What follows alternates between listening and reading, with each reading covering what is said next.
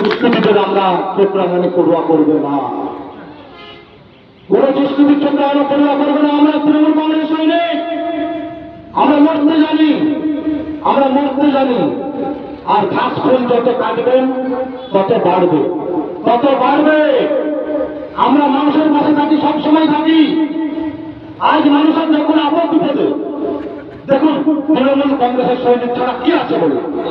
এই অস্থিরতার সময় আপনারা ইতিমধ্যেই বুঝে গেছে যে আমাদের ডান পাশে রস, বা পায়ে গিরিখাত, মাথায় বোমারু।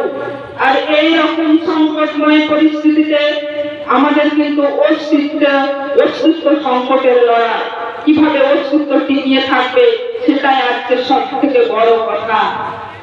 আজকে আপনারা লক্ষ্য রাখবেন যে আজকে মামাটি মানুষের নেত্রী মমতা বন্দ্যোপাধ্যায় যেভাবে বাংলাকে আগলে রাখার চেষ্টা করছেন এবং আগলে রাখছেন, আর সেই জায়গায় বিরোধীরা উৎসাহ কেলেঙ্কারি করে আজকে মমতা ব্যানার্জিকে বদনাম করার চেষ্টা করছে। ভালো মানুষ আমরা পেয়েছি, সরকার আমাদের মাথার উপরে আছে। আমরা 7 তারিখ সকাল সকাল যাব ইভিএম এর 1 নম্বর ভোটার দিতে। আমরা খলিলুর রহমান সাহেবকে নবগ্রাম ব্লক থেকে আমরা 1 লক্ষেরও বেশি ভোটে আমরা বিজয়ী করে রাজ্যে আমরা উপহার দিব।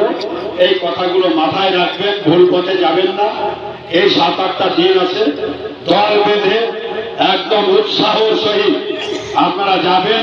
একটা ভোট দেরি হবে না, সকাল সকাল দিবেন, বিকেলের আশা করবেন না, ভোটটা সকাল সকাল দেওয়ার চেষ্টা করবেন। রসুলপুর অঞ্চল তৃণমূল কংগ্রেসের উদ্যোগে সোদপুরে পথসভার আয়োজন করা হয়।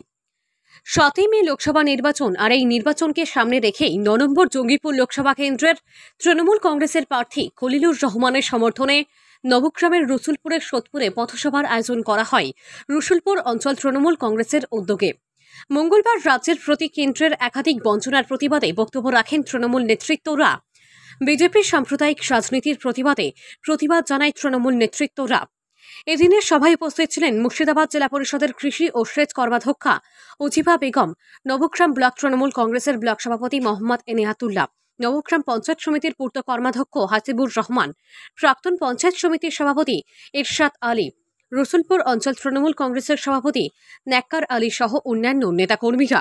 নবগ্রাম থেকে বলাই প্রামাণিকের রিপোর্ট, KTN 5 গ্রাম নিউজ। চলছে সামনে নির্বাচনকে সামনে রেখে, তাই আমাদের আজকে Sodepur bus stand street corner হলো। জনসমাগম তো আপনি দেখলেন, মানুষের স্বতঃস্ফূর্ত এবং বিরোধী আছে কয়েকজন নায়িকে, তারা মাইক ধরে উৎসব করে, তাদের তো আমরা কাউন্টার করতে পারি না, তারা আমাদের যোগ্য নয়। আর মুখ্যমন্ত্রী সৈনিকদের যে যোগ্যতাটুকু দরকার সেটুকু কিছুই নেই ওনাদের। তাই আমরা মানুষকে যে আমরা কাজগুলো করেছি, মুখ্যমন্ত্রী মহাশয় মানুষের জন্য কী করছেন, আমরা আগামী দিনে কী করতে চলেছি, সেগুলো তুলে ধরলাম মানুষের কাছে।